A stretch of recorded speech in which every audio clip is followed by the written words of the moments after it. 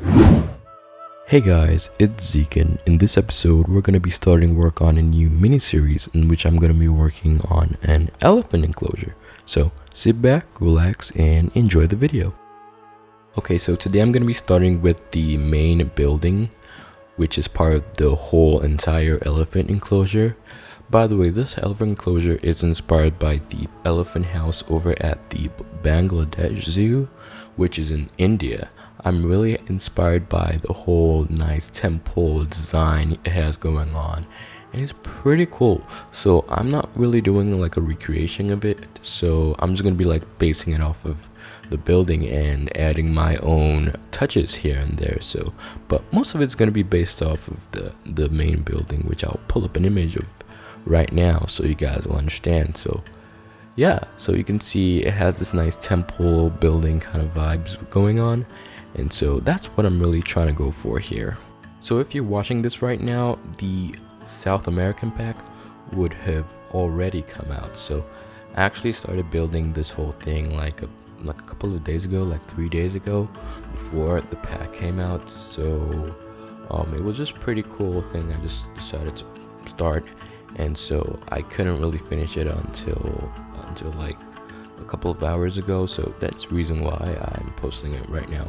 So I'm really excited for this South American DLC. I really love the pack when compared to like the Arctic pack, because it has a lot of I see it has a lot of foliage and clutter and everything. I'm really intrigued by it, so I can't really wait to see what we get with this pack. So I'm thinking when I actually get my hands on the pack, I am going to add a bunch of the new plants and the new clutter and hopefully some of the new temple details, so I can spruce this building up and make it look a bit ruiny, used, you understand. You know, in most of the stuff in Planet Zoo, it's like new, shiny, no, not dirty kind of thing, but some of the stuff we're getting with the South American pack look a bit ruins and has been like left for a while. So that would be a pretty cool thing to add to this elephant enclosure. So also expect a lot of jump cuts between the time-lapse footage, because I was kind of forgetful and building haphazardly, so I kind of forgot to press the record button in time. So if you see some weird transitions between time-lapse footage, just know it was me being a little forgetful when I was building. So yeah, so as you can see, I am starting to work on like the main, like the large dome, like the most obvious large dome, which is part of the whole main building. So short story actually, for the two main pillars in front of the main entrance, I actually started using like a bunch of little art shapes, and then I figured out that would be extremely tiring if I were to do that. So I went for these East Asian timber pieces, which are awesome by the way, and so copying them down and repeating them, making this nice tiled texture. I didn't do that for like the other domes by the way, because I would expect I didn't want to like cause my computer to explode, and if I were to actually give it out on the workshop, I wouldn't want other people's computers to like lag or anything. So keeping in mind, I switched it out for some of the longer pieces and then used the smaller pieces where I needed to do like a mosaic work, in which you'll see coming up right now. The mosaic work, by the way, was pretty kind of tasking, but once you actually get one side down on the 15-degree angle, once you copy it over like around the circle, you'll pretty much get the pattern you're looking for.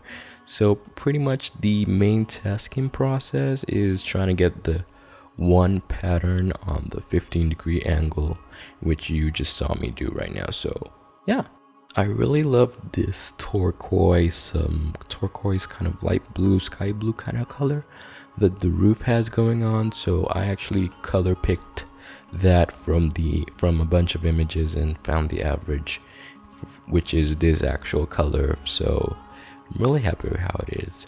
So it has this nice blue, like I said, turquoise color that kind of makes it pop out of the sky and pop out behind the mountains. So I'm pretty happy with how it looks. If if you just saw me like raise up the two dome the roof structures up, is because I was experiencing a little bit of a lag when I was placing down buildings. So found out that if you drag out that piece which has a lot of pieces out of frame and then build, you actually get a way more performance, because the difference between Planet Coaster and Planet Zoo, which I found, is that Planet Coaster processes every single piece which is in the park at any given time, so that is pretty tasking on the PC. But in terms of Planet Zoo, once the piece is out of the frame enough, you'll pretty much be home free and your FPS wouldn't suffer enough. So your computer will be much happier, and that's why I think Planet Zoo is a little bit more better optimized than Planet Coaster. And so that's really one tip I actually noticed. So yeah.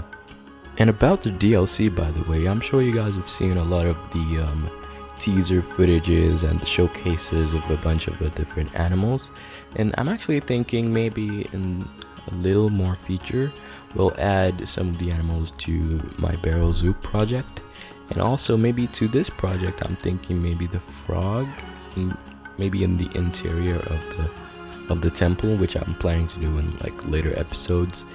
And talking about interiors, I'm planning for like to recreate the nice mosaics that it has going on with the building. I'll put up an image right now. It has this nice mosaic interior which is all over the ceilings, walls and floors and everywhere.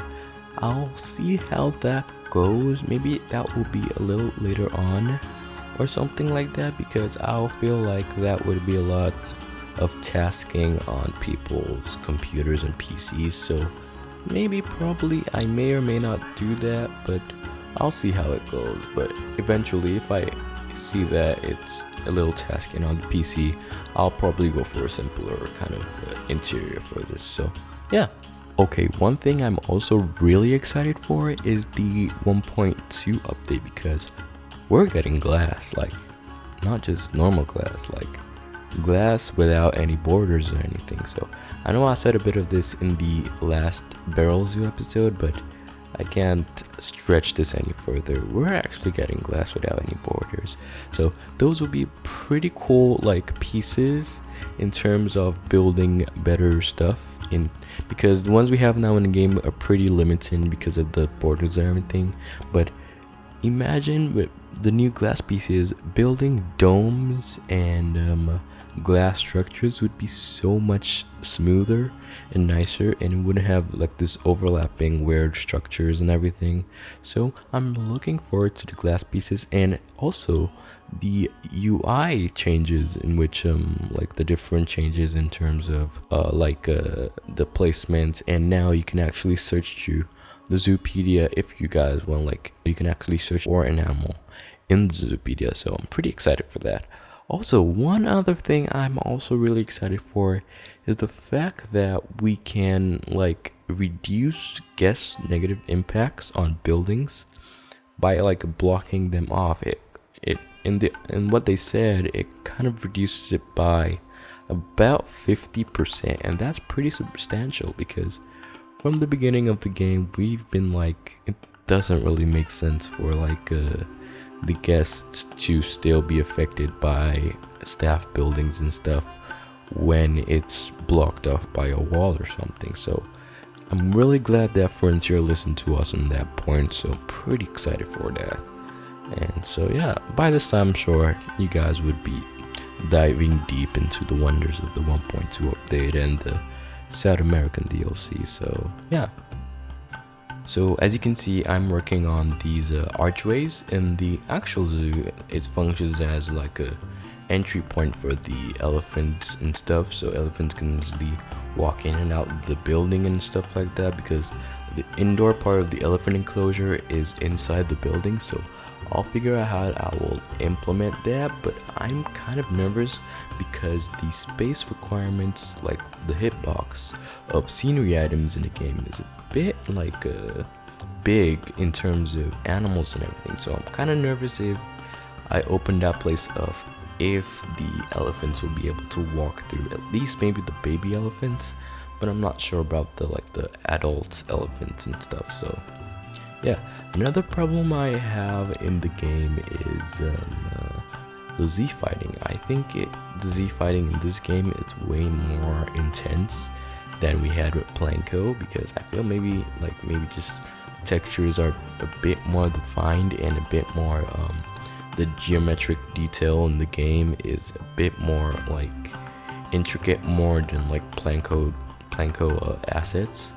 So maybe that's it, but constantly having to move off pieces away from each other so they don't have this weird glitchy Z fighting effect is kind of a drawback and kind of slows me down sometimes. But yeah, so pretty much I have run out of things to say right now, and so hopefully in the next episode we get some of the new South American DLC stuff in the game and add that to this whole elephant enclosure and everything. And also hope you guys are enjoying the South American pack too as well. And also I would like to address the current situation that is going on right now with the pandemic and the virus and everything. I would implore everybody to kind of just stay indoors and practice social distancing, as well as always constantly washing your hands and stuff.